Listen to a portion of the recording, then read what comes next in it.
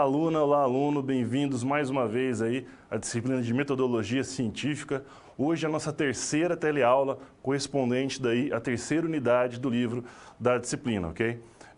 Lembrando vocês todos que todo o material que nós utilizamos na disciplina, as teleaulas, o material do livro, né, que vocês têm para consultar, as web aulas, enfim, todo o material de estudo que diz respeito ao conteúdo da disciplina, todo ele pode ser cobrado na avaliação. Okay? Então não deixe para estudar só na semana da prova, não deixe para estudar no dia antes da prova, procure estudar um pouco cada dia, para se antecipar, né, as unidades, as teleaulas. Então na próxima teleaula, nossa teleaula 4, vai ser sobre a unidade 4 do livro. Então procure estudar um pouco ela antes da teleaula, para já chegar com os conceitos ali já mais frescos na memória e ficar mais fácil de conduzir daí, de acompanhar a resolução das situações problema que nós vamos fazendo durante a nossa aula aqui, ok? Lembrando também que os fóruns estão abertos. Eu coloquei os gabaritos das atividades do livro-texto nos fóruns também, então vocês têm acesso agora a esses gabaritos, podem fazer os exercícios que tem no livro-texto e conferir se acertou ou se errou, e tem resposta comentada daí nos gabaritos, então mais um material que vocês têm para estudo.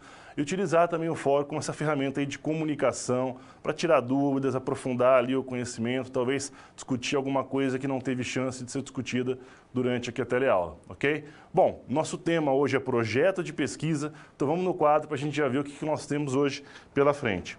Como eu disse, vamos falar de projeto de pesquisa, mas não apenas isso. Nós vamos conceituar o que é um projeto de pesquisa, né? Por que ele é importante, como que deve ser feito, né? Qual é o modelo ou estrutura necessária para se fazer, para se escrever um projeto como esse, um projeto de pesquisa. Nós vamos falar sobre dois tipos de pesquisa, pesquisa bibliográfica e pesquisa documental. Também vamos falar sobre abordagens teóricas, paradigmas científicos dentro das ciências sociais, para compreender os fenômenos que são mais relativos às ciências sociais. Mas essa definição de paradigma científico, de abordagem teórica, vale também para outras ciências, né, não apenas as ciências sociais. Nós vamos conhecer alguns paradigmas específicos das ciências sociais, mas as definições, os conceitos, valem para outras também. Nós vamos falar também sobre pesquisa qualitativa e quantitativa e os tipos de dados qualitativos e quantitativos e como que se faz a coleta, quais os instrumentos de dados que nós podemos utilizar para coletar os dados típicos de cada uma desses tipos de dados, qualitativos e quantitativos, ok? Bom, vamos agora para o vídeo de abertura da aula de hoje. Logo a gente retorna, então, para continuar, para começar com as nossas primeiras situações problema. Até mais.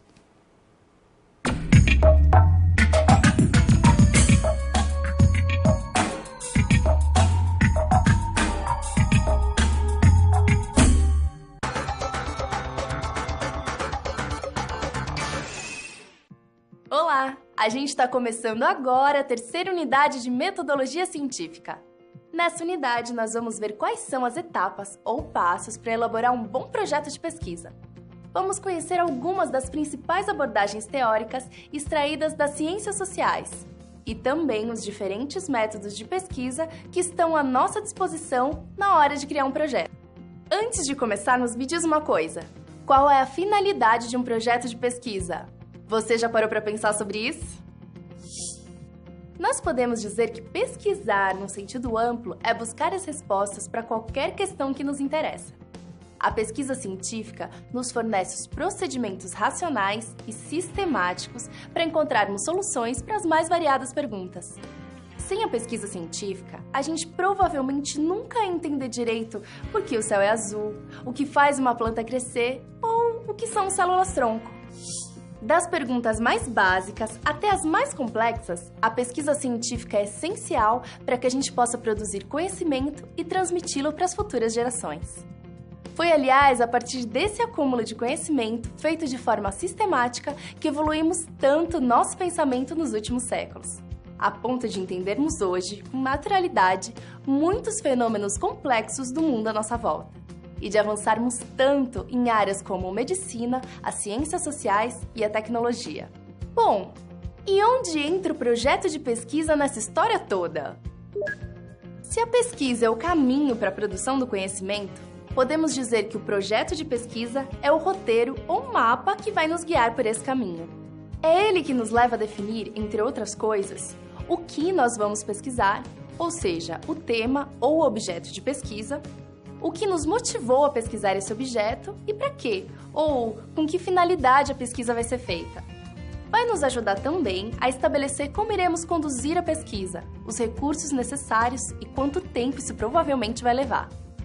Além disso, o projeto de pesquisa também nos estimula a pensar sobre as linhas teóricas, autores e sobre os métodos que nós vamos adotar no nosso trabalho. E analisar o que já foi dito, pesquisado e descoberto em relação ao nosso objeto de estudo. Inclusive, para descobrirmos se a nossa pergunta inicial já foi respondida por outras pessoas, o que nos economizaria muito tempo e recursos. Resumindo, é no projeto que nós tentamos antecipar tudo o que pode dar certo ou errado na pesquisa e quais são os melhores caminhos a seguirmos. Por isso, é um recurso tão indispensável ao pesquisador. Por falar nisso, eu me lembrei aqui de um caso curioso. Você já ouviu falar que música clássica deixa as pessoas mais inteligentes? Em 1993, um grupo de pesquisadores publicou um estudo na renomada revista Nature investigando o efeito que certos tipos de som provocavam no raciocínio espacial dos seres humanos. Os resultados da pesquisa apontavam que escutar alguns tipos de música, especificamente a sonata para 2 pianos em Ré maior de Mozart, por 15 minutos antes de realizar uma determinada atividade, parecia aumentar o QI dos sujeitos analisados. Pelos incríveis resultados que apresentou, esse estudo recebeu uma grande atenção na mídia. Muitos veículos de comunicação passaram a utilizar o termo efeito Mozart para associar a obra do compositor alemão ao aumento da inteligência. Essa exposição, por sua vez, estimulou as diversas gravadoras a editarem compilações de Mozart dedicadas exclusivamente à aprendizagem e ao aumento da inteligência em adultos e principalmente em crianças, criando assim um segmento de mercado totalmente novo. Em 1998, o governador da Geórgia, nos Estados Unidos, chegou inclusive a apresentar um projeto dedicando mais de $100 mil por ano para a compra e distribuição de CDs com esse tipo de conteúdo, para as mães de todos os recém-nascidos do estado, como forma de aumentar gradativamente a inteligência de toda a população. O problema é que os resultados da pesquisa original foram mal interpretados. Diversos estudos subsequentes que tentaram replicar os resultados da pesquisa com os mesmos métodos não conseguiram mostrar nenhuma relação entre Mozart e o aumento permanente da inteligência de adultos ou crianças. E assim, o efeito Mozart foi descartado como uma teoria plausível dentro do campo científico, mesmo que ainda seja possível comprar CDs desse tipo em muitas lojas por aí. Viu só porque o rigor científico é tão importante? E pensar que tudo isso se originou provavelmente de uma pergunta simples como, por exemplo, será que ouvir música clássica deixa as pessoas mais inteligentes? Bem, esse exemplo nos mostra uma característica essencial de qualquer pesquisa científica: deixar claro quais foram os métodos utilizados para que outros pesquisadores possam chegar às mesmas conclusões se aplicarem ou seguirem os mesmos métodos. Nessa unidade, nós vamos aprender então a realizar um projeto de pesquisa com rigor científico, técnico e metodológico. Vamos estudar algumas das principais correntes teóricas. Vamos ver quais são as diferenças entre uma pesquisa qualitativa e quantitativa e entre uma pesquisa bibliográfica e documental. Por fim, nós vamos colocar todo esse conhecimento em prática na SGA dessa unidade, colaborando ativamente com Luzia, a gestora da ONG Sementes do Futuro, que precisa criar um projeto de pesquisa para responder: qual é a melhor forma de destinar os recursos financeiros dentro da organização em que trabalha? As SPs da sua unidade passam por cada uma das etapas desse processo. Primeiro, vamos ajudar Luzia na escolha da abordagem teórica mais adequada para tratar o problema. Depois, vamos ajudá-la a elaborar efetivamente o projeto, além de ajudá-la a definir o tipo de pesquisa mais adequado e quais técnicas vão ser utilizadas no levantamento das informações. Com isso, nós já vamos poder começar a pensar e a nos preparar para nossas próprias pesquisas. Bom, então vamos lá! Acesse o livro didático, as videoaulas e também o material complementar que você encontra no seu ambiente virtual. E não deixe de fazer as pré-aulas e as pós-aulas de cada sessão. Bons estudos e até a próxima!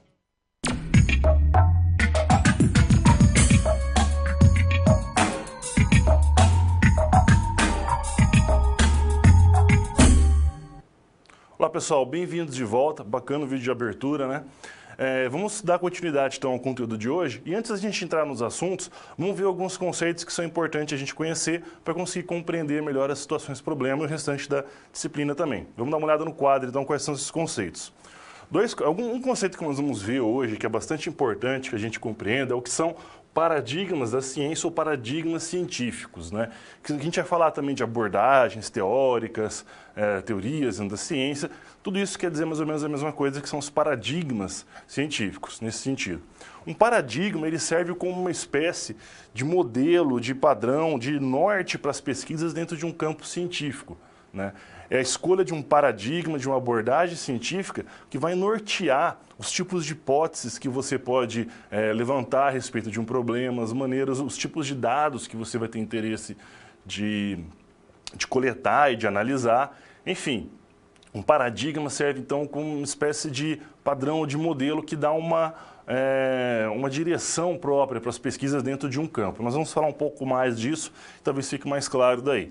Vamos falar também sobre ciências sociais e ciências naturais. Como nós vimos lá na primeira aula, os autores costumam dividir as ciências mesmo em diferentes tipos, né? Porque isso reflete o número de temas, de objetos científicos que nós temos para estudo, né? São temas os mais variados, então por isso precisam de métodos, de instrumentos específicos para cada tipo de objeto para ser estudado. Por isso que nós vamos ter, por exemplo, ciências hermenêuticas, como a gente tinha visto, ciências empíricas e, no caso aqui, ciências sociais e naturais.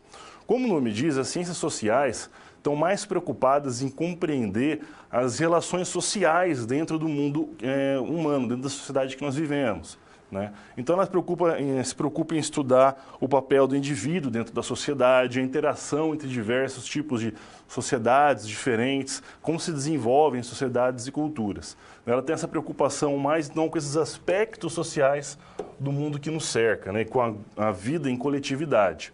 Já também as ciências naturais, como o próprio nome também diz, ela está mais preocupada, ela estuda os fenômenos da natureza, né? Ela busca compreender esses aspectos mais gerais e fundamentais da natureza para conseguir gerar leis, gerar teorias que busquem explicar as relações de causa e efeito ali dos fenômenos. Então, ela busca estudar desde ali do átomo, na física, na química, até os fenômenos maiores de ecossistemas e tudo mais. Não são apenas ciências biológicas, ok? Tudo aquilo que fala, por exclusão, podemos dizer que tudo aquilo que não faria parte das ciências sociais, nesse caso, estaria dentro do que a gente chama de ciências naturais. Mesmo estudar o espaço, estudar a Terra, os ecossistemas dentro do planeta, né? Ou mesmo estudar uma célula, tudo isso faz parte das ciências naturais, ok? Então, com esses conhecimentos, a gente já conhecendo um pouco sobre eles, né? Com essas definições um pouco mais conhecidas agora, a gente pode entrar na situação de hoje que nós vamos acompanhar a Luzia. Luzia, que é uma líder, né, de uma ONG chamada Sementes do Futuro, que tem o objetivo de tentar melhorar a vida na comunidade, no bairro onde ela vive, né? Eles focam principalmente no reaproveitamento ali do lixo. A ONG, recentemente, foi selecionada para receber um financiamento, né, um aporte financeiro, um recurso financeiro, para conseguir dar continuidade às suas atividades. Porém, há uma condição atrelada ao recebimento desse recurso financeiro. Eles têm que conseguir produzir um relatório, um documento sobre a comunidade que eles vão intervir, né, buscar melhorar, e quais são as melhorias que eles propõem ali para essa comunidade. Dessa forma, a ONG, o pessoal da ONG, os organizadores, decidiram escrever um projeto científico, seguindo então o método científico, vão propor uma pesquisa científica para elucidar melhor quais são os problemas que poderiam ser abordados com esse aporte financeiro, o que a população, o que as pessoas ali que vivem na comunidade acreditam que seja o mais importante para se tratar. Okay? Então, nós vamos acompanhar os diversos passos da construção desse projeto de pesquisa hoje, tentar aprender todos os conceitos ali que estão relacionados a esse documento, ok? Vamos ali então para a nossa primeira cápsula, logo que a gente já retorna com a nossa primeira situação problema de hoje. Até mais! Olá! Você já pensou no dia a dia da carreira que você escolheu seguir? Bom, para ter uma ideia dos desafios da sua área, agora você vai procurar soluções para situações problema. Para prosseguir, primeiro é necessário ter estudado e finalizado a sua pré-aula, já que é nela que você encontra os conceitos e as teorias da disciplina. Feito isso, você vai conhecer a sua primeira SP e vai identificar onde a situação se passa, quais agentes estão envolvidos e quais são os recursos disponíveis. Com essas informações, você vai problematizar o contexto apresentado para então solucionar o desafio. Preparado para começar a SP1? Então, boa sorte e até mais!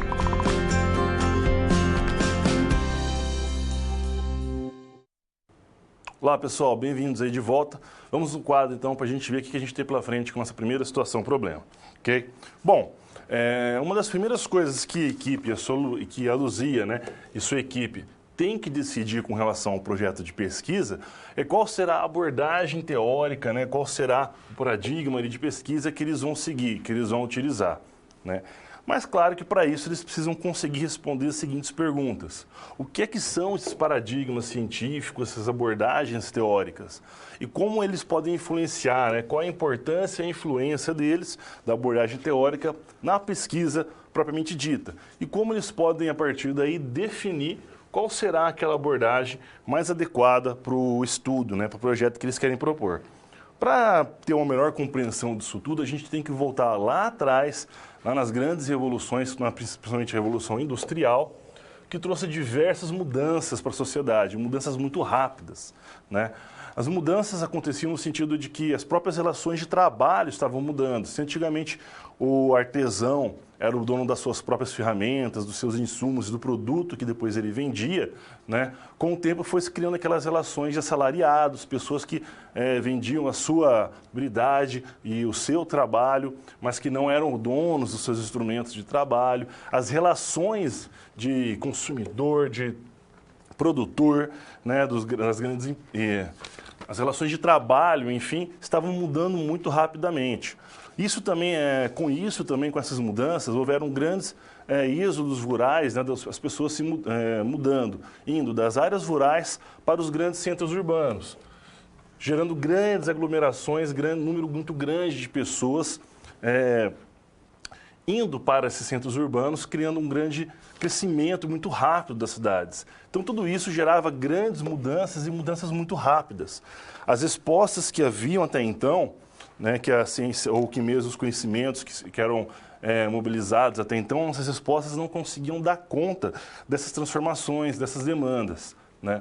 Inicialmente, se tentava utilizar para compreender a sociedade os mesmos princípios, as mesmas ferramentas que eram utilizadas nas ciências naturais.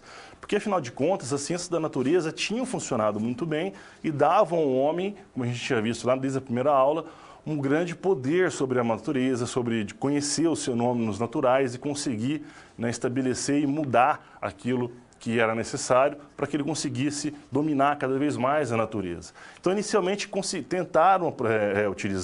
foi tentado utilizar os mesmos princípios, aqueles princípios de experimentação, de conseguir isolar as variáveis que estão relacionadas com o problema, para conseguir, a partir daí, descobrir quais são as relações de causa e efeito.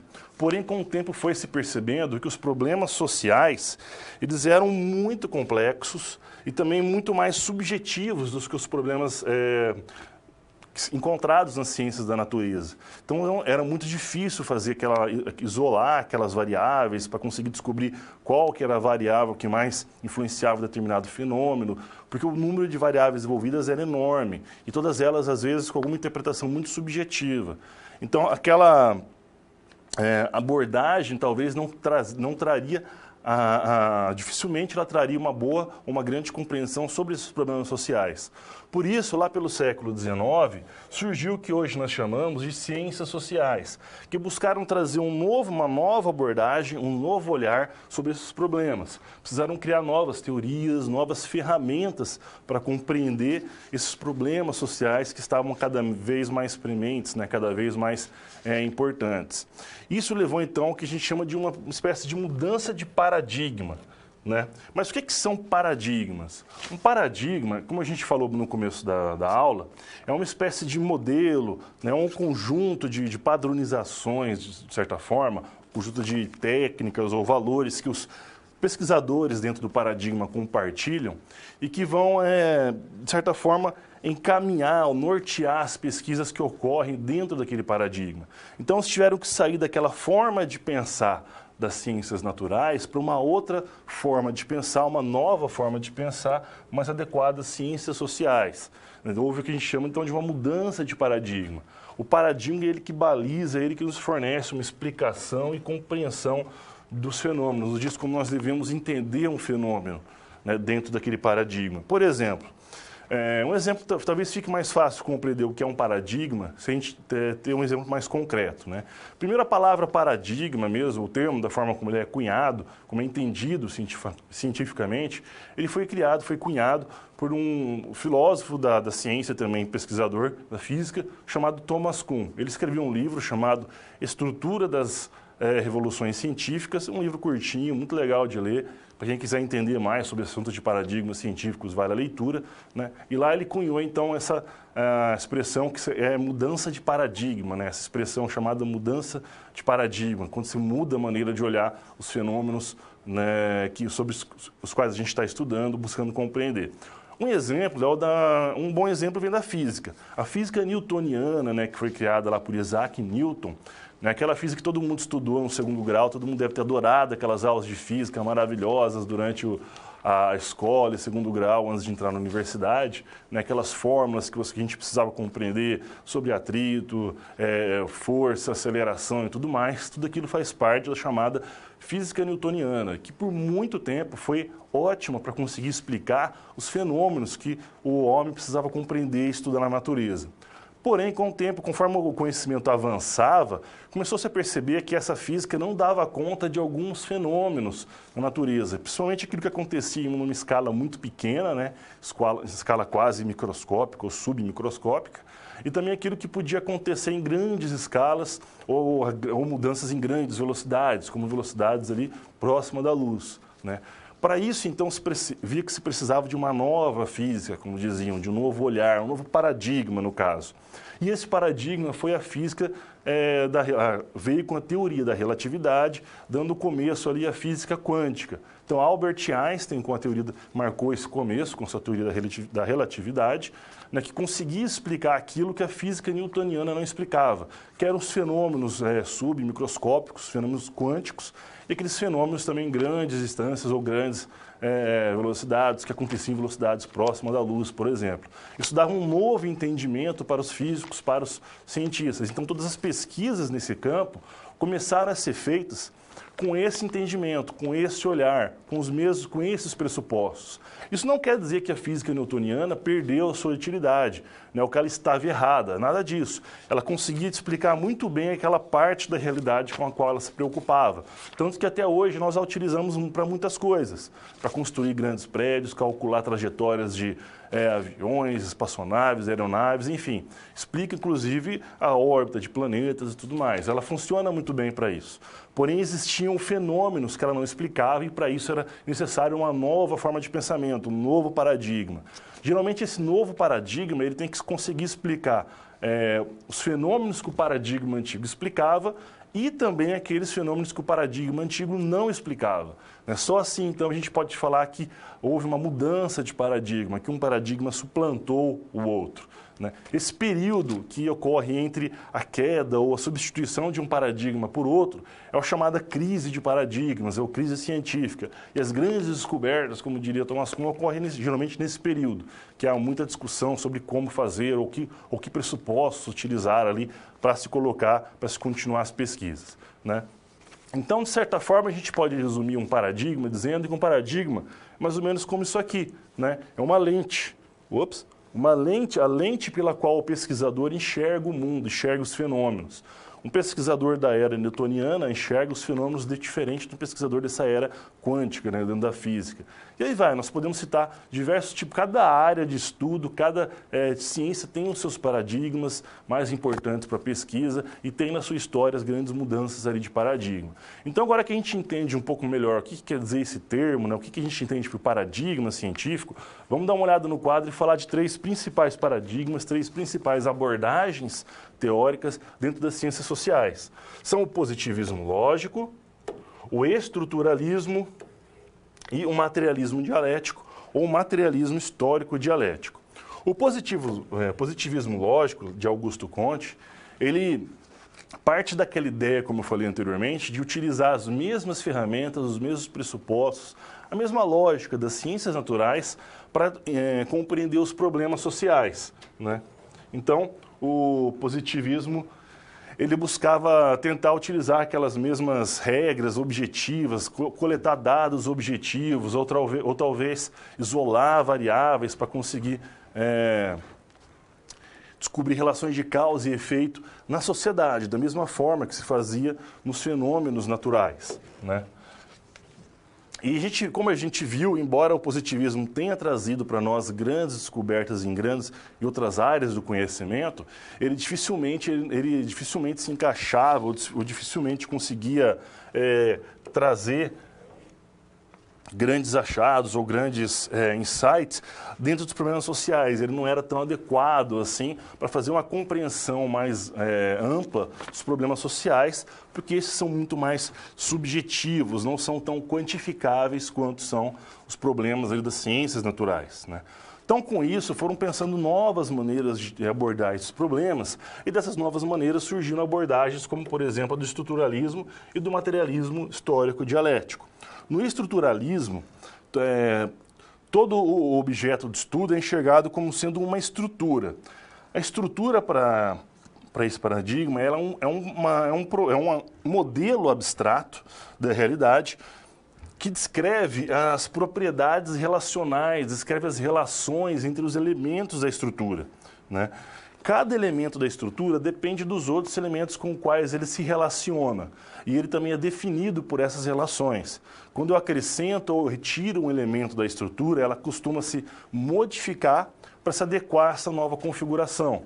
Então, nós podemos, até com a lente do estruturalismo, estudar os fenômenos como estruturas familiares, né, relações familiares, relações entre culturas, entre povos, ou relações individuais dentro da sociedade, né?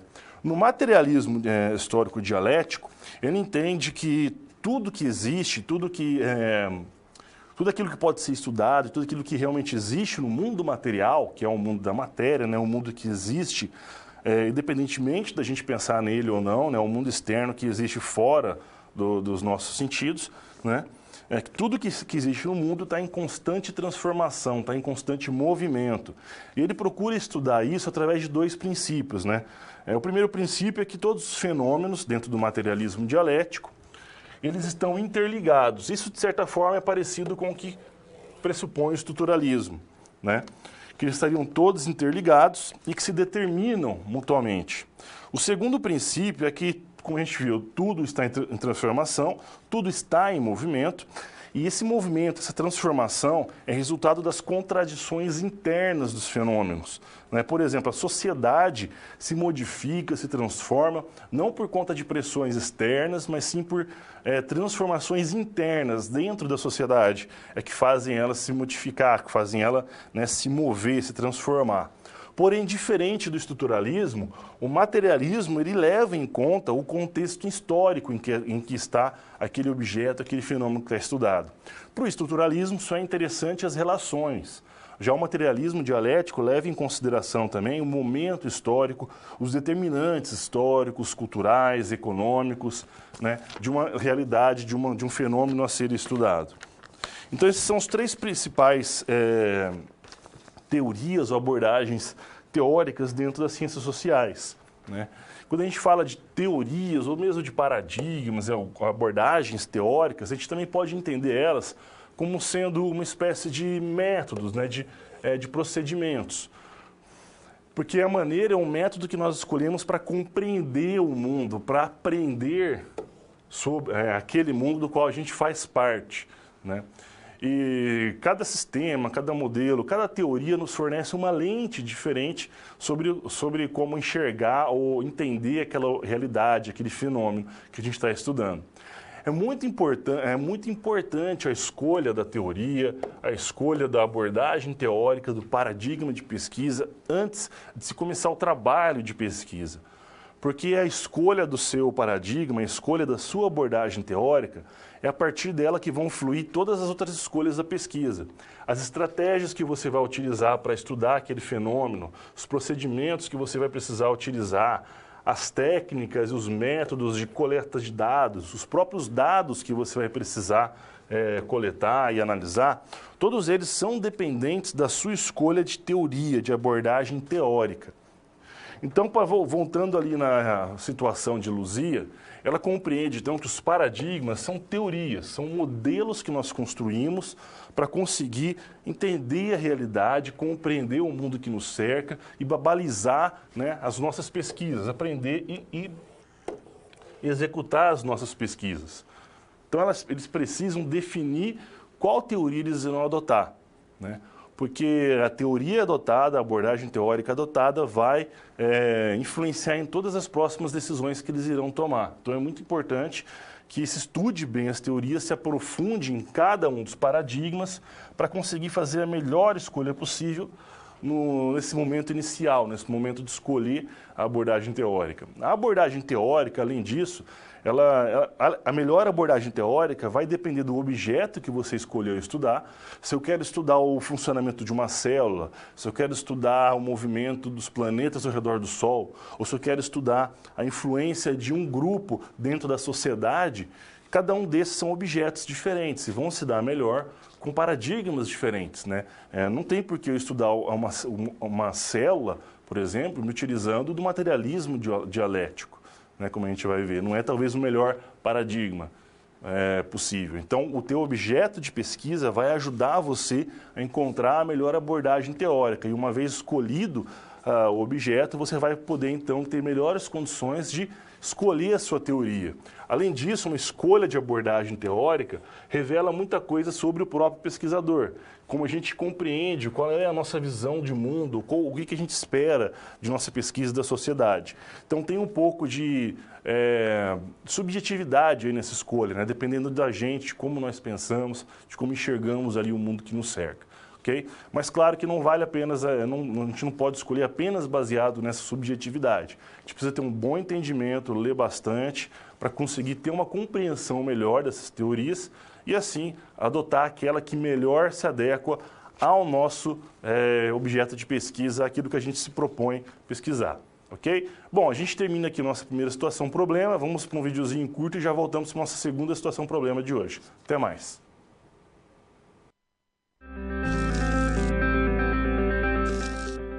E aí, conseguiu encontrar uma solução satisfatória para a SP1? Como você pôde notar, o desafio apresentado tem como base situações comuns da realidade de mercado. Eles são elaborados a partir de informações de empresas, experiência dos professores e acontecimentos do cotidiano. Isso significa que antes mesmo de você se formar, além de todo o conhecimento teórico, você já está em contato com a realidade do seu futuro profissional. Ah, e caso surja alguma dúvida, acesse o fórum e envie a sua pergunta, ok? Confere agora a SP2. Olá pessoal, bem-vindos aí de volta. Vamos dar uma olhada no quadro então, o que a gente tem pela frente na segunda situação problema de hoje.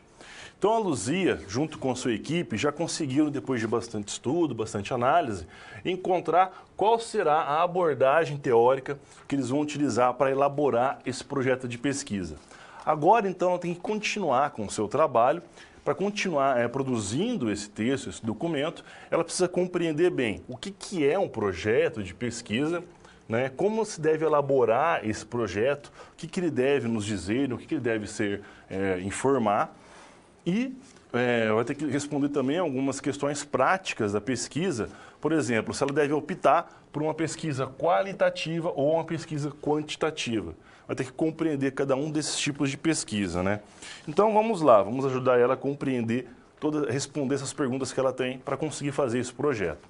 Primeiro, é interessante a gente ter uma melhor compreensão do que a gente quer dizer quando fala de pesquisa qualitativa e de pesquisa quantitativa. A pesquisa qualitativa, geralmente, ela trata daqueles fenômenos que a gente não consegue medir diretamente, não consegue mensurar de forma direta, de forma matemática, que a gente não consegue colocar em algum número, alguma quantidade, né?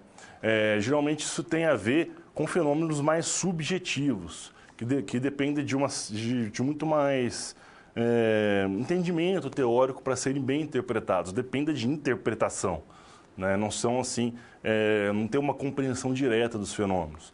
Então ela geralmente a pesquisa qualitativa vai lidar com esse tipo de fenômeno, com esse tipo de variável, de objeto, né? Algo que não se resume apenas ali, talvez, a algum valor matemático e que não pode ser facilmente quantificado, e por isso ela tenta abarcar, às vezes, esses outros valores, esses outros tipos de variável dentro da sua compreensão. Já a pesquisa quantitativa, ela prima mais pela objetividade dos dados. Então, os dados são facilmente mensuráveis, podem ser medidos diretamente, né? E pelo controle científico da coleta e da análise desses dados. Então, tudo aquilo que a gente pode medir diretamente ou consegue dar um valor matemático, só que os dados quantitativos geralmente podem ser expressos em formas de gráficos mais facilmente, enquanto os qualitativos são mais difíceis e geralmente a gente não consegue expressá-los dessa forma, né? Então, na compreensão desses dois tipos de dados, pode parecer que esses dois tipos de pesquisa, né, pode parecer que as duas são opostas e por isso não se misturam, né? Realmente, a definição delas é o oposto uma da outra, né? Aquilo que é quantitativo e aquilo que é qualitativo realmente se definem por opostos. Porém, isso não quer dizer que eles não possam estar juntos. Na verdade, elas podem se complementar muito bem, né? Por exemplo, suponha que você quer fazer uma pesquisa para acompanhar o crescimento de diversos alunos do ensino fundamental de uma escola, né? Então, durante um período de tempo, vamos dizer 1 ano, você vai coletar algumas informações referentes a esses alunos para compreender, entender melhor como se dá o crescimento, o desenvolvimento deles e como se dá a qualidade de vida desses alunos. Você pode, então, se interessar em medir algumas variáveis. Por exemplo, você pode medir o peso desses alunos ao longo do ano, fazer diversas medidas ao longo do ano. Você pode medir a altura desses alunos também, para entender qual foi a taxa de crescimento, como se modificou a estatura dos alunos ao longo do ano. Por essas duas variáveis, você consegue calcular o índice de massa corporal, que te dá alguma informação sobre sobrepeso, obesidade nos alunos, né? Todas essas são informações que eu posso medir diretamente. Eu utilizo uma balança, uma fita métrica, uma calculadora para calcular ali o IMC. São todas informações numéricas, matemáticas que eu consigo mensurar, medir diretamente. E junto com essas informações, eu posso pedir outras informações aos alunos. Posso perguntar qual é a atividade preferida deles, né? Quantas atividades eles realizam fora do ambiente escolar, fora do horário de aula. Praticam algum esporte? Qual esporte eles gostam mais? Ou por que não gostam de esporte? Enfim, todas essas respostas, né, para essas perguntas não são respostas que podem ser facilmente quantificáveis. Muitas delas vão ser de valor bastante subjetivo, principalmente qual é a sua atividade preferida, por exemplo, né?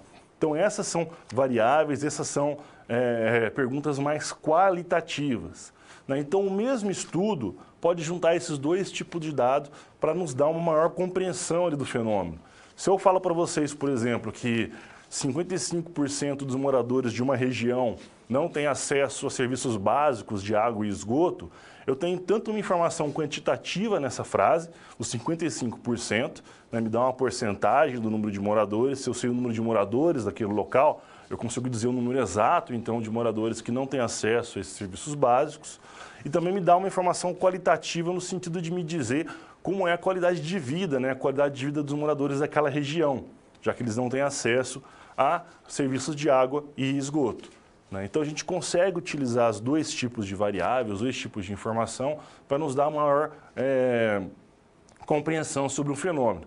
Claro que alguns fenômenos a gente pode compreender muito bem apenas com informação quantitativa, enquanto outros a gente vai ter que, às vezes, outros fenômenos a gente tem que fazer uso mais de informações qualitativas, utilizando entrevistas, questionários abertos, e aí vai. Né? Enfim, mas mais para a gente entender então o que é cada um desse tipo de pesquisa, o que é cada um desses tipos de dados, qualitativos e quantitativos. A gente vai voltar para o quadro agora então para a gente continuar falando sobre esses dois tipos de pesquisa e como que o uso de uma pesquisa quantitativa ou qualitativa, como isso influencia na nossa coleta de dados ali. Né? Bom, como a gente viu, o dado quantitativo, a pesquisa quantitativa, ela prima pela objetividade das informações, dos dados, maior controle na obtenção, na análise desses dados. Então, um tipo de instrumento para obter esses dados, para medir essas variáveis quantitativas, a gente pode utilizar, como no exemplo que eu dei, uma balança para medir o peso, uma fita métrica, um estadiômetro para medir a estatura. A gente pode utilizar um questionário, geralmente de respostas fechadas. Né? Eu posso dar algumas respostas prontas para os alunos. Posso, por exemplo, perguntar qual atividade preferida entre as abaixo. Eles têm que marcar qual que eles preferem. Então, é um questionário fechado. Eu não abro tanto assim para a interpretação. Ou posso perguntar numa escala de 1 a 5, quanto você concorda com essa afirmação, ou quanto você gosta dessa atividade. Esses são questionários geralmente de tipo mais fechado, em que a gente tenta daí quantificar um tipo de informação que também pode ser obtida de forma qualitativa. Né? Já os dados qualitativos, geralmente, como a gente não consegue mensurá-los diretamente, nós podemos obtê-los a partir de observação, quando a gente faz registros e anotações dessas observações no momento que a gente faz. Nós podemos utilizar, né, fazer uso de entrevistas para entender melhor alguma resposta, algum dado pelo entrevistado, sempre lembrando de fazer a transcrição e a interpretação correta do que o entrevistado disse.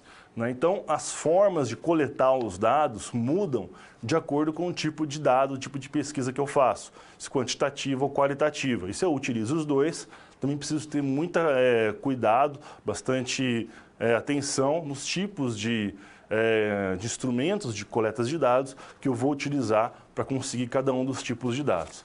Agora que a gente compreende melhor o que é quantitativo, o que é qualitativo, a gente pode falar um pouco melhor das etapas ou dos momentos ali do projeto de pesquisa.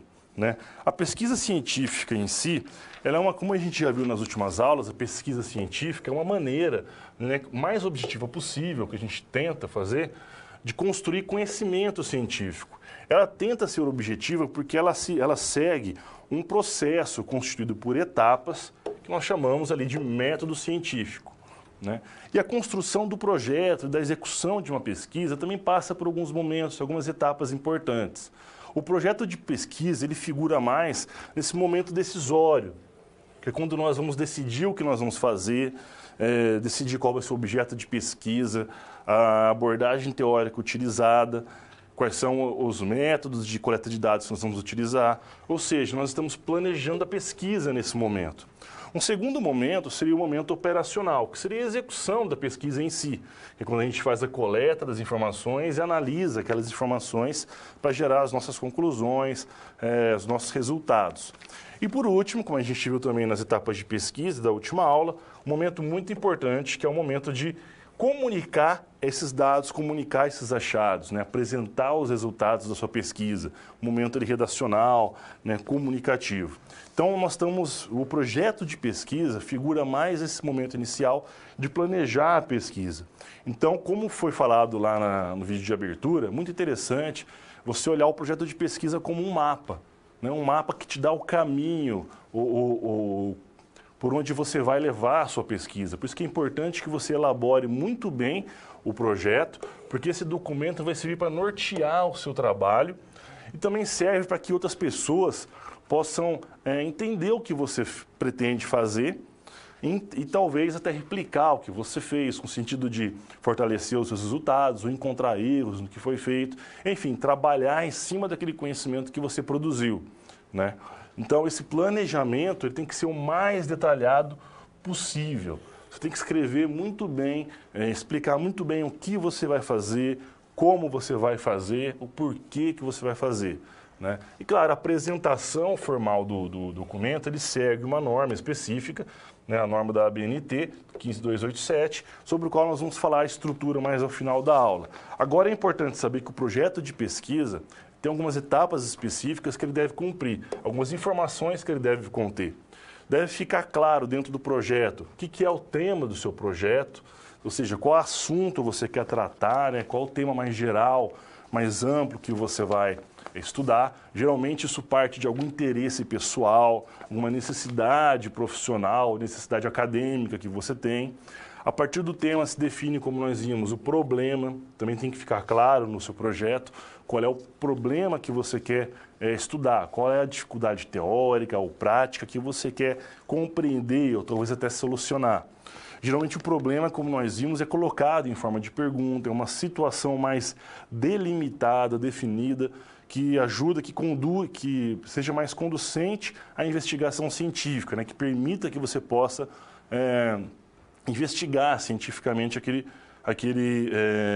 problema. Da escolha, da definição desse problema, vão partir também outras escolhas. A escolha de uma teoria científica, de uma abordagem teórica para o seu projeto e também quais são os métodos de coleta de dados, quais são os variáveis que você vai buscar coletar para resolver o seu problema. Então é muito importante essa fase porque outras decisões vão partir a partir daí, né? Sempre com o pressuposto do seu problema. Você também especifica quais são as hipóteses que você vai tratar, que você vai buscar testar com o seu trabalho. Como a gente viu, uma hipótese ela é uma espécie de solução temporária, né, para o seu problema, que você vai buscar testar essa solução para validá-la ou não através de experimentação. Então, nesse sentido, lá também é uma diretriz para a sua pesquisa, porque você, a partir da definição da hipótese, você vai saber, então, o que eu preciso fazer, quais experimentos, quais dados eu preciso ter para conseguir validar ou não a minha hipótese. Tem que ficar claro qual é o objetivo do projeto de pesquisa, né, o objetivo da pesquisa, não seu objetivo. Não posso colocar o objetivo desse projeto e ganhar nota para passar de ano. Não. Né? Eu quero saber o objetivo da pesquisa e não seu objetivo. Isso é importante, deixar bem claro lá no projeto. Além disso, é importante descrever bem minuciosamente, né, com bastante detalhe, como você pretende alcançar aquele objetivo. Ou seja, qual a metodologia que você vai utilizar para alcançar o objetivo da sua pesquisa. Então, quais dados você vai coletar, quais são os instrumentos de dados o instrumento de coleta de dados que você vai utilizar, né? O que você vai utilizar para testar aquela hipótese, quais são os experimentos, enfim. Também você vai fazer um levantamento bibliográfico, que nós vamos ver mais para frente, que é a escolha do material bibliográfico teórico que você vai utilizar. Pode incluir também um cronograma, que diz em que momento vão ser feitas todas as etapas da pesquisa. Pode indicar que nos 3 primeiros meses faço o levantamento bibliográfico, no próximo mês começo a escolha da abordagem teórica e aí vai. Né? Pode ser em meses ou semanas, de acordo com o prazo, o tempo que se tem para o desenvolvimento da pesquisa. E você pode colocar um orçamento, né? Uma previsão orçamentária dos possíveis custos para a realização dessa pesquisa. Isso talvez seja bem interessante no problema lá da Luzia, né? Vamos voltar, agora que a gente sabe, então, o que vai conter o projeto, vamos voltar para o problema ali da Luzia. Ela já compreende, então, que o projeto de pesquisa é um documento importante, onde ela vai escrever, vai detalhar o que ela pretende com a pesquisa e como ela vai conseguir realizar essa pesquisa. No caso da Luzia, ela pode usar tanto pesquisa quantitativa quanto qualitativa. As duas formas, inclusive, podem se complementar, como a gente viu, né? E elas devem organizar o seu trabalho, realizar o seu trabalho em etapas, sempre respeitando a normatização da ABNT. Nós vamos ver com mais detalhes posteriormente, ok? Bom, assim nós fechamos a nossa segunda situação problema. Ok? Vamos agora para uma cápsula e a gente já volta com a nossa terceira situação problema da aula de hoje. Até mais. Bom, 2 SPs já foram finalizadas. Como você acha que está se saindo? Lembre-se de que para se dar bem é importante seguir as etapas, já que elas facilitam os seus estudos. Vamos revê-las? Primeiro, é necessário estudar a pré-aula para conhecer a teoria e os conceitos da disciplina. Em seguida, leia a SP com atenção para conhecer e interpretar a situação exposta. Feito isso, você deve levantar hipóteses sobre a situação-problema, considerando os recursos disponíveis. E, por fim, você deve aplicar os conceitos estudados com foco em resolver a problematização. Combinado? Então, fique agora com a SP3. Até mais! Olá pessoal, bem-vindos de volta. Vamos dar uma olhada no quadro então que a gente tem pela frente, nossa terceira situação problema de hoje. Bom, a Luzia então e sua equipe continuam trabalhando no projeto de pesquisa, já conseguiram selecionar uma abordagem teórica, já compreenderam que podem fazer o projeto, o trabalho por etapas e optar por utilizar uma pesquisa tanto de caráter quantitativo quanto qualitativo. Então agora, para dar continuidade a esse problema, ao projeto de pesquisa, à construção do projeto, a Luzia tem pela frente, tem que responder algumas perguntas, tem que compreender melhor os tipos de pesquisa que ela pode utilizar. Mais especificamente, ela quer compreender os tipos de pesquisa bibliográfica e documental para fazer o seu projeto. Nós falamos rapidamente delas na última aula, a gente viu que tinha vários tipos de pesquisa, mas hoje nós vamos falar especificamente dessas duas. E qual tipo de pesquisa ela pode utilizar para realizar o projeto da ONG. Então, antes da gente falar especificamente desses tipos de pesquisa, é interessante conhecer alguns conceitos com relação à pesquisa bibliográfica para tirar algumas confusões.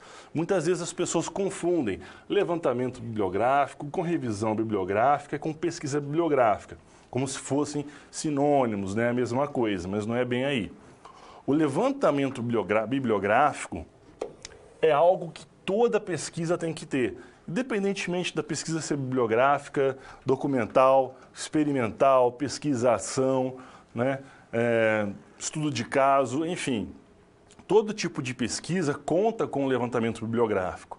O levantamento bibliográfico é aquela fase em que você seleciona o material que você vai utilizar dentro do material bibliográfico disponível, onde você vai fazer aquela leitura, aquela pré-leitura que falamos na última aula, para selecionar o material bibliográfico que você vai utilizar. É claro que nós não conseguimos ler tudo que existe publicado sobre algum assunto. Então, geralmente, a gente utiliza alguns critérios para fazer esse levantamento bibliográfico. A gente pode se ater apenas a autores mais consagrados, mais renomados, podemos apenas selecionar publicações de um ano qualquer para frente, ou selecionar materiais de um outro tipo, enfim. Essa parte, o levantamento bibliográfico, é uma etapa que toda pesquisa tem, que é a seleção do seu material. Já a revisão bibliográfica, ela é um tipo de pesquisa bibliográfica. O que é uma pesquisa bibliográfica? É qualquer pesquisa que tenta responder um problema científico, problema de pesquisa, com a utilização de algum material que já foi publicado, que já passou por alguma análise científica, algum material bibliográfico, geralmente artigos científicos, livros já publicados, qualquer material já publicado que já passou por algum tipo de análise ou de análise criteriosa científica. A revisão bibliográfica é um tipo de pesquisa bibliográfica, então. Ela vai incluir uma fase de leitura de todo o material que você selecionou anteriormente, para que você possa, dentro desse trabalho, sumarizar, reunir, resumir todo aquele conhecimento que você conseguiu selecionar sobre determinado assunto. As revisões bibliográficas são muito úteis quando você quer conhecer o que há de mais moderno ou quando você está começando a aprender sobre algum tema novo.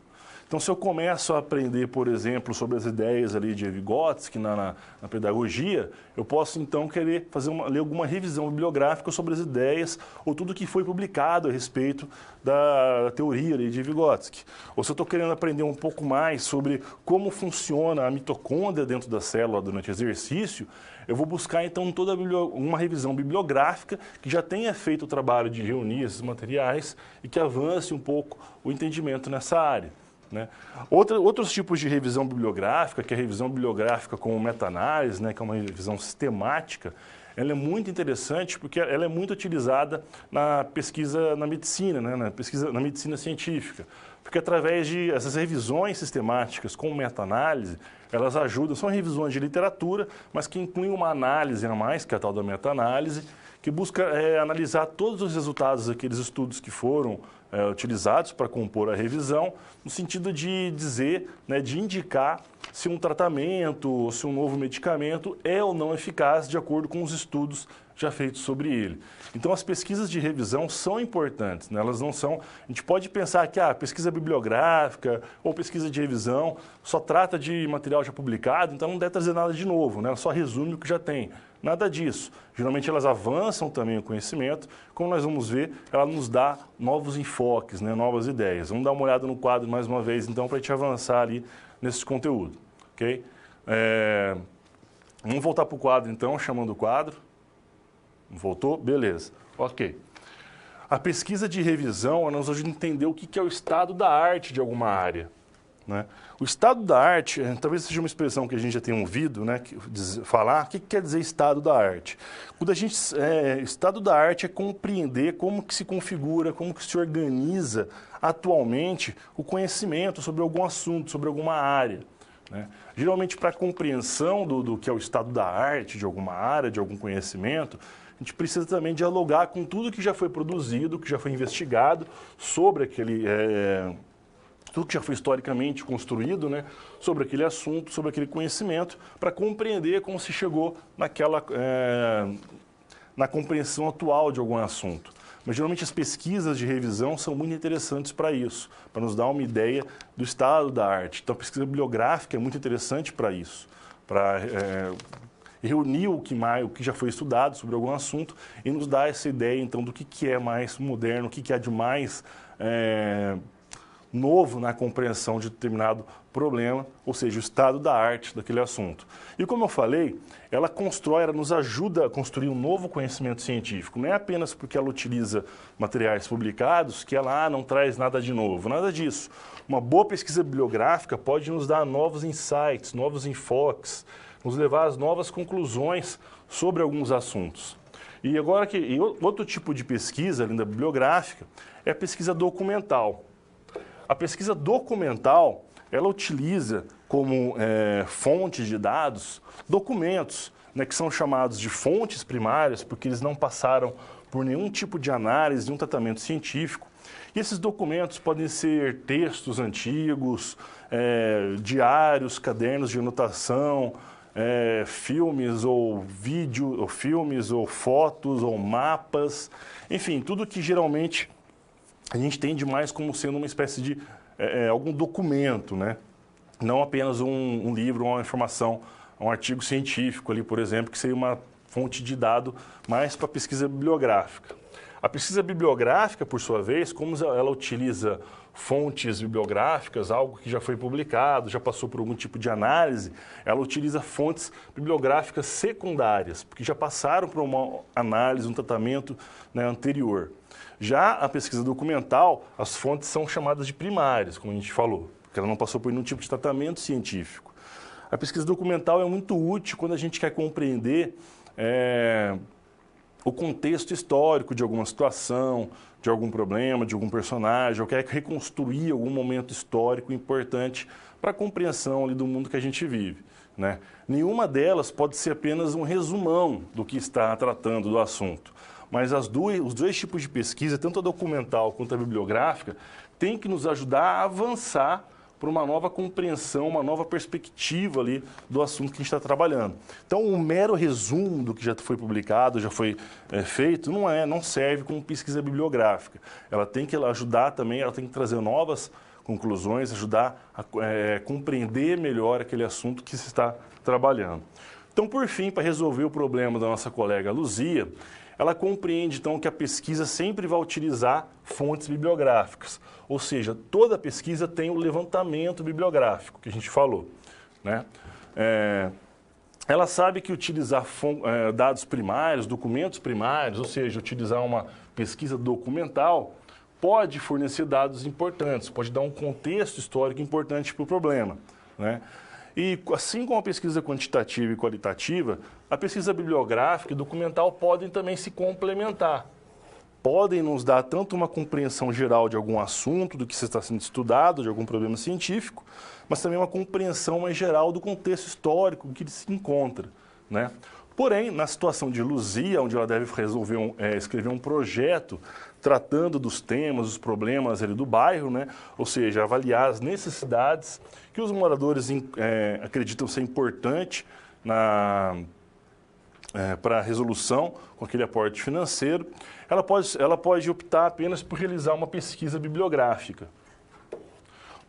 Ou seja, uma pesquisa de tudo que já foi feito, estudado sobre aqueles tipos de problema que eles querem resolver, né? Claro, ela também pode optar, se ela quiser, talvez dar uma perspectiva histórica de como esses problemas foram se construindo ali na comunidade. Ela pode colocar, então, alguns textos de leis antigas, né, ou documentos que já foram importantes com relação às tentativas anteriores de resolver esses problemas, enfim. Sempre pode acrescentar alguma coisa ali com a pesquisa documental também. Mas, porém, para o problema que ela busca resolver, apenas a pesquisa bibliográfica já seria o suficiente, ok? Bom, aqui a gente finaliza a nossa terceira situação problema. Vamos para o vídeo rapidinho agora e a gente já volta com essa quarta e última situação problema da nossa aula de hoje. Até mais! Quando você faz uso de todo o material didático, você passa a conhecer as teorias e os conceitos da disciplina de forma mais completa. Só assim as SPs que servem de exercícios práticos que te preparam para o mercado de trabalho terão efeito na sua carreira. Ou seja, seguindo as etapas, você está adquirindo experiência profissional antes mesmo de terminar o seu curso. E se durante a sua leitura algum ponto de interrogação surgir, não se preocupe. Envie sua dúvida no fórum, ok? Fique agora com a SP4. Boa sorte! Olá pessoal, bem-vindos aí de volta. Vamos dar uma olhada no quadro então para a gente falar da nossa quarta e última situação problema da aula de hoje. Bom, a Luzia está caminhando bem com o seu projeto de pesquisa. Já conseguiram compreender qual abordagem teórica é mais interessante para abordar aquele problema, qual tipo de pesquisa, como ela pode utilizar tanto pesquisa quantitativa e qualitativa, escolheu que a pesquisa bibliográfica vai ser mais interessante para o problema, né? Mas agora ela precisa compreender como colocar tudo isso no papel, né? Como escrever realmente o projeto de pesquisa. Ela tem que conseguir descrever nesse projeto quais vão ser os critérios que eles vão adotar para definir como realizar a pesquisa, por que optaram por pesquisa bibliográfica, por que optaram por dados quantitativos e qualitativos. Enfim, isso tem que ser justificado no trabalho. Também vão ter que detalhar, né, colocar com bastante detalhe, quais são os procedimentos e técnicas que vão utilizar para levantar as informações, para conseguir coletar os dados, ou seja, para conseguir compreender os problemas que a comunidade quer que sejam resolvidos com aquele fomento, né, aquele recurso financeiro. E colocando de outra forma, ela precisa realmente escrever o trabalho. E fica muito mais fácil escrever um trabalho acadêmico, como a gente viu, quando nós conhecemos a estrutura do trabalho. Então nós vamos focar um pouco agora na estrutura do projeto de pesquisa. O projeto de pesquisa, seguindo a norma da ABNT, a norma específica para esse tipo de documento, ele tem três grandes classes ali de elementos, né? Ele tem os elementos chamados de elementos pré-textuais, são todos aqueles elementos que figuram antes do texto propriamente dito, né, do trabalho. Geralmente esses tipos de elementos vão dar alguma informação do sentido qual o título do trabalho, né, colocar algum resumo do trabalho, indicar em quais páginas estão quais seções. E os elementos que são elementos pré-textuais geralmente são a capa do trabalho, uma folha de rosto pode conter também o trabalho. Ou geralmente tem algum resumo do que está sendo pesquisado ou sendo feito. Se for necessário, se tem alguma ilustração no trabalho, pode-se incluir uma lista de ilustrações. Se há tabelas, também pode-se incluir lista de tabelas. E geralmente também um sumário indicando onde se encontram cada uma das seções daquele trabalho, né? Ou seja, onde começa a introdução e tudo mais. Esses são os elementos tidos como pré-textuais. Alguns elementos são condicionados à sua necessidade. Eu só vou colocar, por exemplo, uma lista de ilustrações ou uma lista de tabelas, né? Esses dois elementos aqui, se eu tiver esses tipos de elementos no meu trabalho. Caso eu não tenha a necessidade de colocá-los. Se eu tenho, por exemplo, muitas abreviaturas, siglas que eu utilizo, posso colocar uma lista de siglas e abreviaturas também, né? Alguns outros elementos são obrigatórios. A folha de rosto e o sumário, por exemplo, esses dois aqui, eles são obrigatórios. Todo projeto de pesquisa precisa ter uma folha de rosto e precisa ter um sumário. Então, esses são os elementos pré-textuais. Já os elementos textuais falam sobre o texto propriamente dito, incluindo, então, 3 grandes partes, né? A introdução do texto, desenvolvimento e a conclusão, quando você tiver os seus resultados, e vai concluir com base naquilo que você pesquisou, né? Então, o primeiro elemento ali desses elementos textuais é a introdução do seu texto. É onde você explica o que você estudou, vai estudar, por que esse problema é importante, como você delimitou esse problema, né? Colocar os seus objetivos, talvez até levantar as suas hipóteses. Na justificativa, que às vezes pode ser parte da introdução, ou ser feita à parte, é onde você vai justificar a importância do seu problema. Por que essa pesquisa tem que ser feita? Por que é importante que ela seja feita? Por que é importante conhecer esse problema, aprofundar o conhecimento nesse assunto? Você também pode ter uma sessão onde você explica, aprofunda o seu referencial teórico. Por que você escolheu esse referencial? Qual é esse referencial teórico? Por que é importante? Algo que a gente tem que tomar bastante cuidado também é detalhar com bastante minúcia mesmo, né? Detalhar bem a sua metodologia. É aqui que você explica o que você vai realizar em cada uma das suas etapas da pesquisa. Quais são os instrumentos de coleta de dados que você vai utilizar, quais tipos de dados você vai buscar, quais são as populações que você vai estudar, qual é o seu objeto de pesquisa, né? Essa é a parte que tem que ser bastante minuciosa, tanto para facilitar o seu trabalho depois, quando você for seguir o seu plano, também para ajudar as pessoas a compreender o que você fez e construir em cima daquele conhecimento. Por fim, você pode também colocar um cronograma, como a gente viu, especificando em que momento vão acontecer cada uma das etapas. Aqui também nós temos alguns elementos que são obrigatórios e outros que são opcionais ou condicionados, né, à necessidade. A introdução, a metodologia, eles são sempre obrigatórios. Eles fazem parte ali da introdução, o desenvolvimento do seu trabalho começa ali no referencial teórico, na metodologia, fazem parte daquela tríade de introdução, desenvolvimento e conclusão. Você pode, opcionalmente, colocar uma folha só para justificativa, para referencial teórico, ou pode tentar organizar isso na sua introdução, né? Agora, o que é? No livro de vocês tem toda uma lista, uma tabela de quais são os elementos opcionais, quais são os obrigatórios, mas pode ter certeza que nos elementos textuais, introdução e metodologia tem que constar, eles sempre são obrigatórios.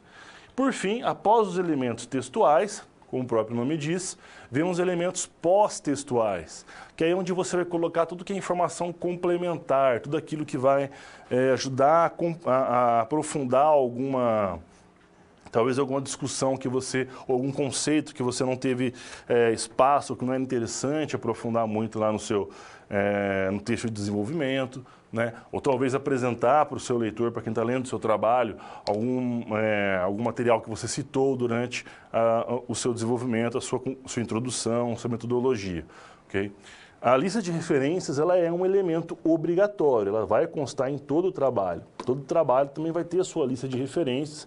Toda citação que você fez na sua introdução, no seu desenvolvimento, nos seus elementos textuais, tem que contar depois, tem que aparecer na lista de referências. Nós vamos ver as normas para citações, os tipos de citações, com maior detalhe na próxima aula, né, e como formatar essas referências. Mas a lista de referências é um elemento obrigatório. Agora, apêndice, o glossário, o anexo, o índice são elementos que vão ser opcionais e vão ser condicionados à necessidade. Se eu utilizei muitos termos diferentes, termos novos, é interessante colocar um glossário ao final do meu trabalho explicando esses termos. Eu posso colocar como apêndice, talvez, se eu tenho algum aprofundamento que eu quero fazer, alguma nota que eu gostaria de colocar e que eu não pude pôr no meu texto original, pude colocar depois, eu posso colocar no meu apêndice.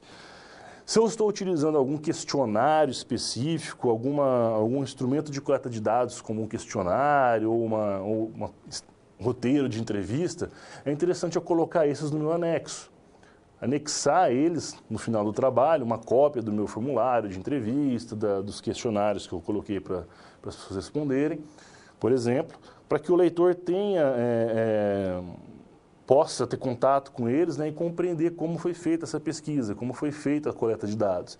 Por fim, você pode colocar, né, ou não, um índice com as páginas onde aparecem os principais conceitos, os principais termos ali do seu trabalho.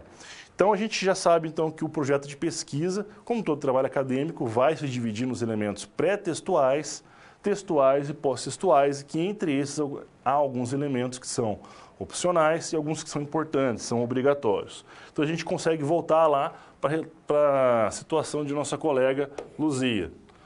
A Luzia, então, tem que ter bem definido para ela quais são os objetivos da pesquisa dela, para que ela possa colocar isso no seu projeto de pesquisa, mas também porque a partir daí vão fluir as outras escolhas, outras decisões que precisam ser feitas durante a pesquisa.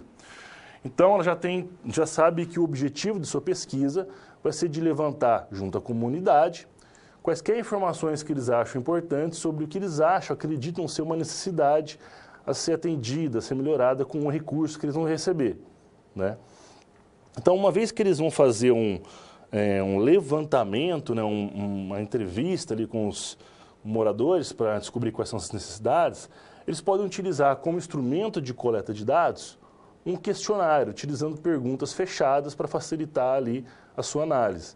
Ela podia acrescentar também, se for interessante ou se tivesse tempo, talvez uma entrevista, um roteiro de entrevista com perguntas abertas, né? O questionário fechado ele leva mais a dados quantitativos, já uma entrevista com perguntas abertas, né? Pergunta da opinião dos moradores ou a preferência que eles têm por alguma solução ali para o bairro, isso daí pode ser incluído também. Seria interessante colocar daí as perguntas da entrevista, do questionário no anexo ao final do trabalho, né? Claro, lembrando que sempre é um trabalho muito importante, né, que tem que se conhecer bem a teoria com qual se vai trabalhar, principalmente quando se lida com dados qualitativos, porque a interpretação daí do pesquisador é bastante importante, tem que ser muito bem fundamentada. Então agora a Luzia tem tudo que ela precisa, toda a informação que ela precisa para construir esse projeto de pesquisa e a gente também, porque a gente acabou de terminar a nossa quarta situação problema de hoje, ok? Vamos para um vídeo curtinho e a gente já volta para fechar, né? Se você tem alguma dúvida, alguma pergunta, já coloque ali no chat que a gente já volta com um momento de perguntas para tentar responder algumas questões de vocês, ok? Então a gente vai ter um videozinho, uma cápsula e logo a gente retorna para fechar a aula de hoje. Até mais! Bom, chegamos ao final da nossa aula. E depois de concluir todas as SPs, é hora de você refletir sobre tudo que aprendeu com os desafios. Vamos lá? Primeiro, ficou claro que o conhecimento vem ao fazer uso do material didático disponível no ambiente virtual do aluno. Isso inclui fazer a pré-aula, assistir aos vídeos, ler os textos e acessar as web-aulas. E depois de compreender os conceitos da disciplina, você aprendeu como aplicar os fundamentos aprendidos em situações similares às da realidade do mercado de trabalho.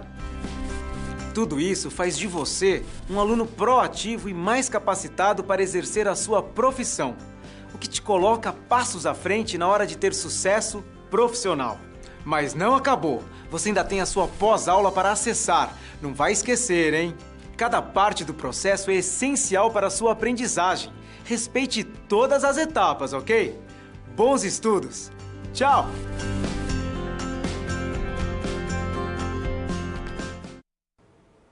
Pessoal, voltamos aí então. Antes da gente partir para uma sessão de perguntas ali, responder algumas perguntas de vocês, quero deixar uma questão para vocês para pensar, para tentar levar a vocês algumas novas situações que a gente possa mobilizar aí esse conhecimento. Vamos dar uma olhada no quadro, então, qual é essa situação. Nós temos o caso aqui da professora Vivian, que pretende dar continuidade aos seus estudos, buscando ingressar num programa de mestrado na área de educação, porque ela sabe da importância que esse tipo de pós-graduação pode ter na formação, no conhecimento que ela vai agregar e na prática profissional dela, né? Porém, ela vê que todas as seleções, os processos de seleção para todos os programas de mestrado que ela busca ingressar, exigem que ela entregue um projeto de pesquisa, definindo como será a pesquisa que ela vai fazer durante essa pós-graduação, né? Então, como que deve ser a estrutura do trabalho da Vivian? O que deve constar nesse projeto de pesquisa? O que o leitor espera, né? O que a gente tem que entender com a leitura desse material? Então, quais são as etapas que ela tem que cumprir, né? Qual a estrutura formal que ela tem que seguir? Enfim, depois também se coloque no lugar da Vivi e pense qual que seria o problema que eu gostaria de abordar num projeto de pesquisa meu, né? E como que eu deveria colocar, estruturar isso no formato de um projeto. Okay? Essa é uma questão para a gente levar, discutir, podem discutir nos fóruns, discutam entre vocês e procurem ver, então, como cada um vai dar uma resposta, mas se ela se adequa àquelas etapas, àqueles processos que a gente viu até hoje do método científico, da pesquisa científica, ok? Só adiantando também que na próxima aula nós vamos falar sobre normalização e padronização científica. Então, nós vamos falar sobre referências, listas de referências, como se fazem citações em trabalhos, o que é uma citação, por que ela é importante. E também vamos falar de algum outro tipo de produção científica. Vamos falar o que é um artigo científico, que a gente tanto falou na disciplina, o que é um trabalho para... um resumo, um paper para congresso, para evento científico, né? E como se elabora também um trabalho ali de conclusão de curso, uma monografia, né, de final de curso, ok?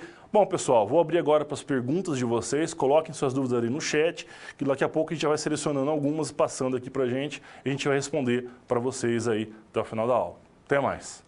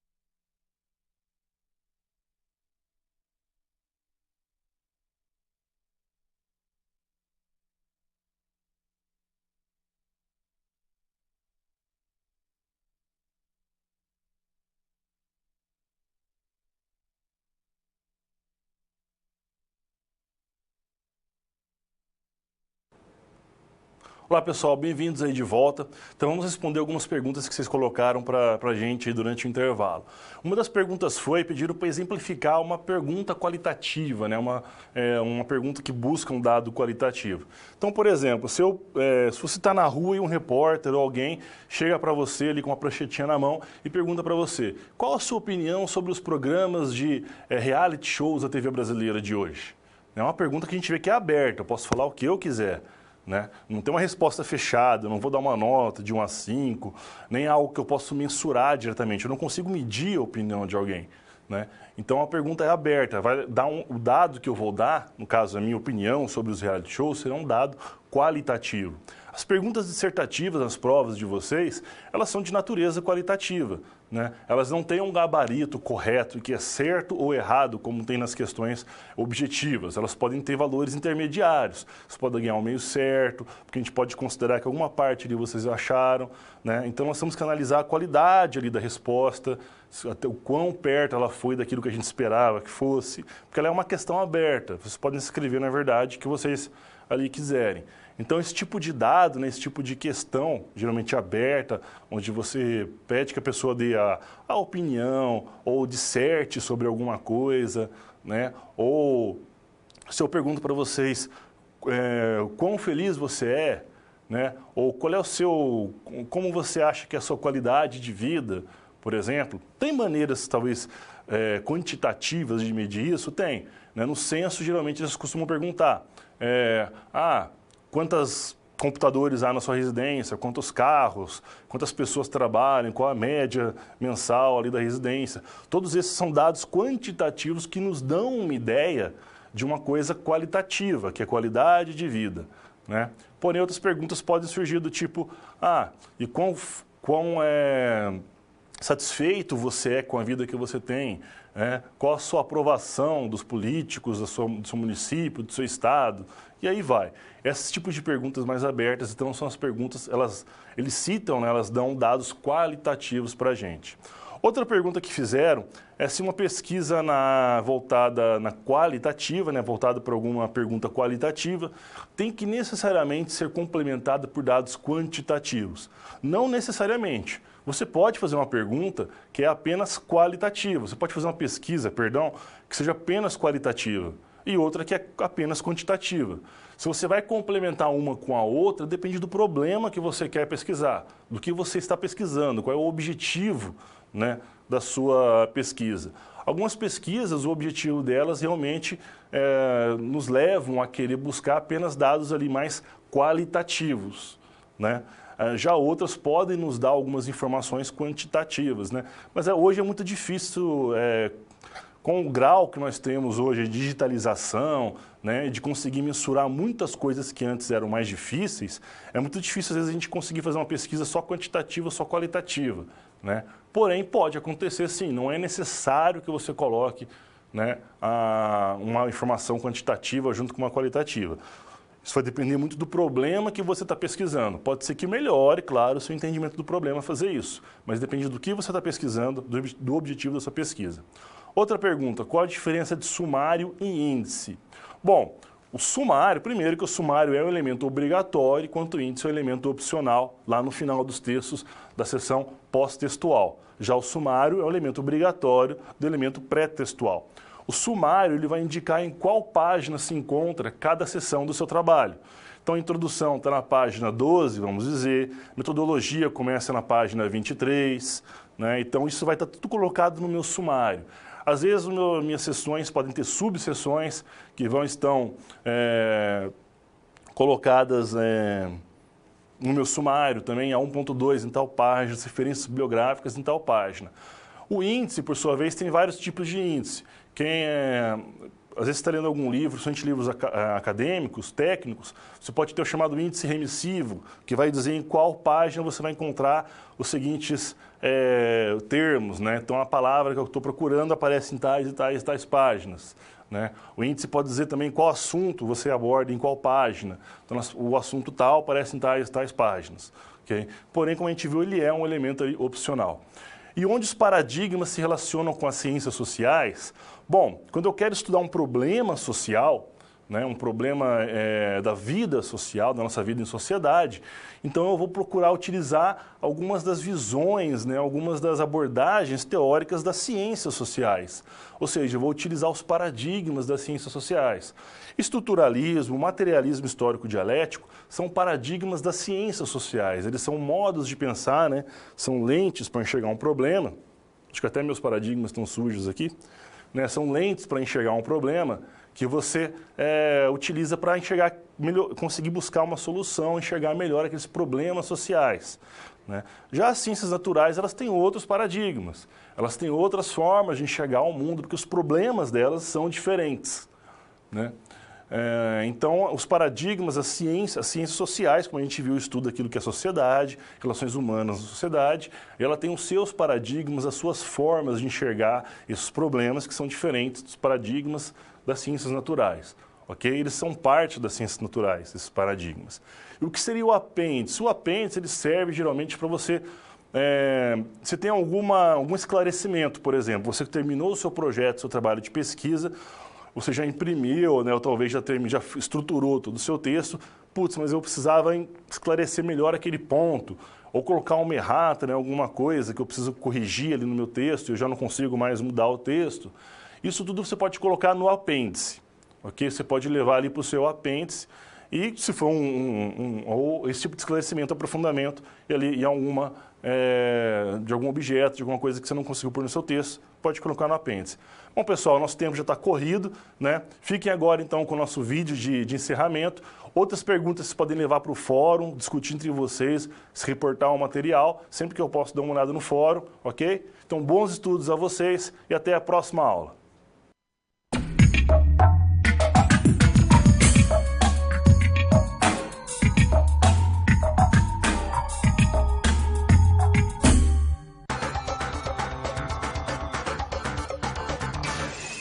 Olá! A gente está chegando ao final da terceira unidade de Metodologia Científica.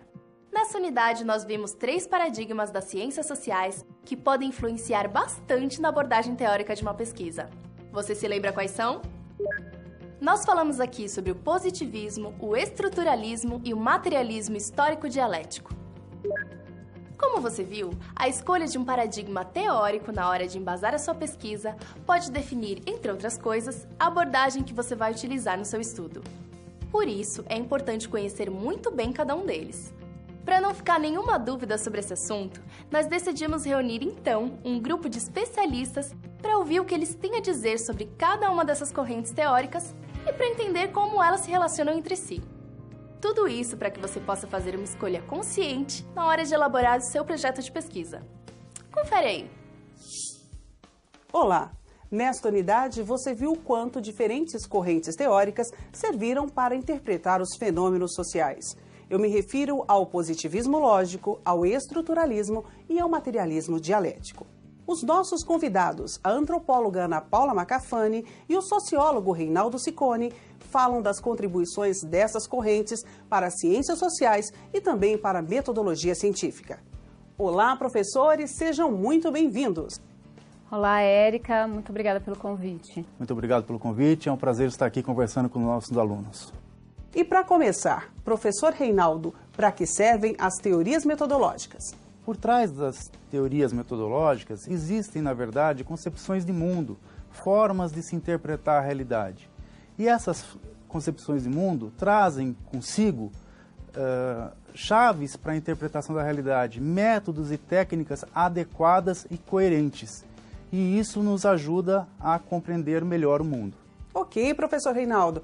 E agora, professora Ana, qual a importância do estruturalismo para o pensamento científico e como essa corrente contribui com a metodologia científica? O estruturalismo foi muito importante para a antropologia, principalmente na figura do Claude Lévi-Strauss, que pesquisou o Brasil, inclusive, os índios brasileiros. Ele buscava entender quais eram os elementos estruturais que dão sustentação para os dados empíricos. Para a metodologia científica, o estruturalismo ele é importante porque ele vai mostrar quais são os elementos fundamentais que você pode usar na construção da sua pesquisa. Certo, professora Ana. Professor Reinaldo, o nosso aluno já viu que para o positivismo é possível analisar fenômenos sociais com a mesma objetividade das outras ciências. Conte, inclusive, chega a chamar de física social, como se a realidade pudesse ser explicada pelas mesmas regras da física. E o materialismo histórico, ele concorda com essa visão de mundo, com essa forma de interpretar a realidade? Não, ele não concorda. O materialismo se caracteriza por uma forma de interpretar a realidade que acredita que é o mundo real, concreto, que determina ou que influencia as formas como nós pensamos. Já o idealismo pensa de outra maneira. Ele acredita que são as ideias que movem o mundo, que o mundo deriva das ideias. E isso faz toda a diferença. Bom, professor Reinaldo, agora nós já entendemos o pressuposto materialista, mas e o método dialético? O método dialético leva em conta a ideia de transformação, de mudança permanente, de contradições internas. Enquanto o positivismo pensa sempre na sociedade organizada a partir do pior para o melhor, do menor para o maior, a teoria dialética vai pensar o mundo como o desenvolvimento da realidade a partir da ideia de tese, antitese ou antítese e síntese, ou seja, contradições que geram o movimento que faz com que a história se desenvolva. Certo, professor Reinaldo. E professora Ana, para encerrar, como o estruturalismo se diferencia do positivismo? A principal diferença do estruturalismo para o positivismo é que, enquanto o positivismo era evolucionista e acreditava que a gente sempre estava indo de uma forma mais simples para uma forma mais complexa, o estruturalismo ele analisa as sociedades, os grupos ou as situações de uma maneira independente desse conceito. Então, você pode ter sociedades mais antigas que são mais complexas do que sociedades mais simples. Eles nem usam esse termo. Perfeito, professora. E eu agradeço a sua participação, agradeço também a participação do professor Reinaldo e eu espero que esta entrevista tenha contribuído para que você, aluno, tenha entendido melhor os fundamentos teóricos dessa unidade. Nós ficamos por aqui, até a próxima. Viu só? Aposto que agora ficou mais fácil de escolher uma linha teórica na hora de fazer o seu projeto. Muito bem! Nessa unidade, além da teoria, nós tivemos a oportunidade de colocar o nosso conhecimento em prática ao longo das 4 situações-problema da unidade. Nessas SPs, nós pudemos ajudar a gestora Luzia, da ONG Sementes do Futuro, em diversas etapas de elaboração do seu projeto. Na SP1, ajudamos Luzia a identificar a abordagem teórica mais adequada ao seu estudo. Já na SP2, ajudamos a gestora a entender o que é um projeto de pesquisa e de que forma elaborá-lo, levando-se em conta os aspectos qualitativos e quantitativos da pesquisa. Na SP3, definimos o que é uma pesquisa bibliográfica e uma pesquisa documental e qual seria a mais adequada para a pesquisa em questão. Por fim, na SP4, ajudamos Luzia a elaborar o seu projeto, definindo o instrumento para coleta de dados, nesse caso, um questionário com perguntas fechadas. Agora é a sua vez. Você pode aprofundar os seus estudos pensando na seguinte situação. A direção de uma determinada empresa planejou a aplicação de uma pesquisa para conhecer o nível atual de satisfação de seus colaboradores. Nesse caso, qual é o melhor instrumento a ser utilizado, considerando que a empresa possui cerca de 3.000 funcionários? Pense sobre essa questão e discuta a resposta com seus colegas. E não deixe de consultar o seu livro didático e outras fontes bibliográficas para ampliar o seu conhecimento. Por fim, não esqueça de responder também aos questionários das pré- e pós-aulas disponíveis no seu ambiente virtual, ok? Muito bem, eu fico por aqui. Bons estudos e até a próxima!